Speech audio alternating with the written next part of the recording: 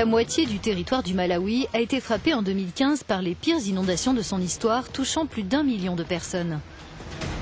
Bilan, près de 300 morts ou disparus et plus de 370 000 personnes déplacées. Les inondations représentent une menace permanente au Malawi. Sur les 6 derniers mois, près de 100 000 personnes ont été confrontées à des phénomènes météorologiques extrêmes.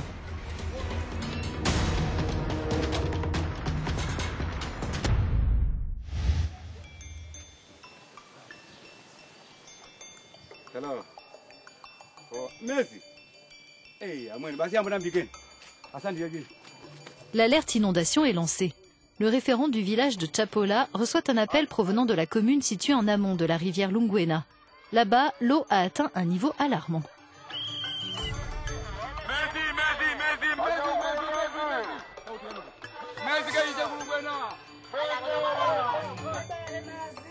Les habitants comme Eneles évacuent rapidement, sans paniquer, principalement parce qu'il s'agit d'un simple exercice, mais aussi parce qu'ils se préparent depuis des mois avec l'ONG italienne Copi à anticiper une inondation, à y faire face et à s'en remettre.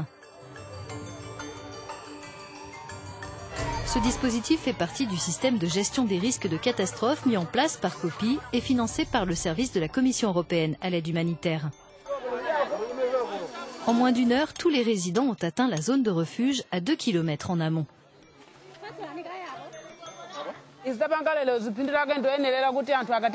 Ce que j'ai appris aujourd'hui, je vais m'en souvenir toute ma vie. On a monté cette tente nous-mêmes et tous les habitants ont vu que cette école, c'est le bon endroit où venir en cas d'inondation.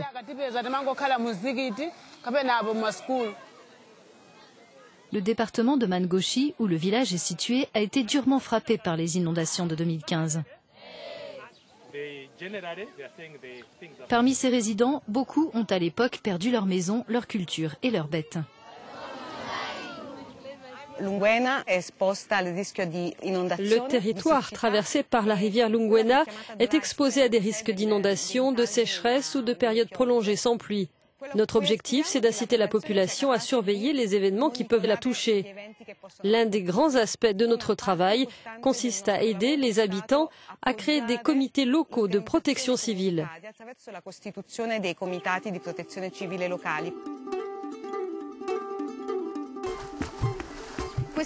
Ce ruban indique que nous sommes sur le chemin d'évacuation du village. Son tracé a été établi grâce à ce projet qui associe les dernières technologies de repérage géographique aux connaissances des habitants.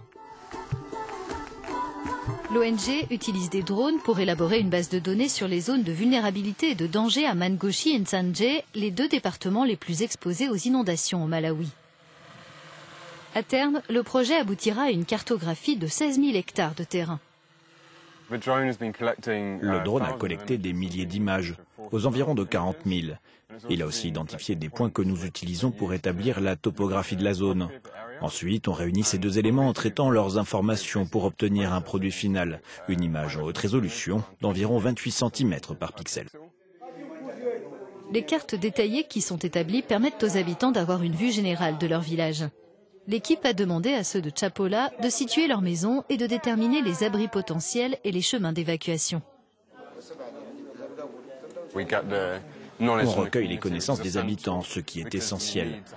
Nous en avons besoin pour voir où sont situées les choses, pour savoir ce qui est important dans ce village et ce qu'ils connaissent des dangers et des risques.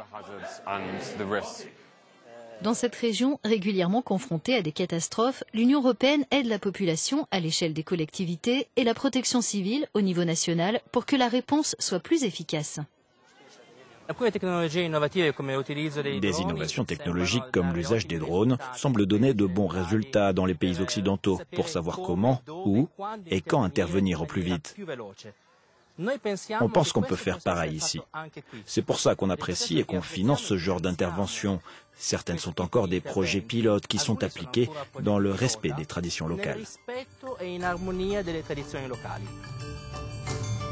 Les avancées technologiques permettent aux populations et aux décideurs de mieux participer à la gestion des risques et d'inventer une réponse humanitaire qui soit plus efficace et moins coûteuse.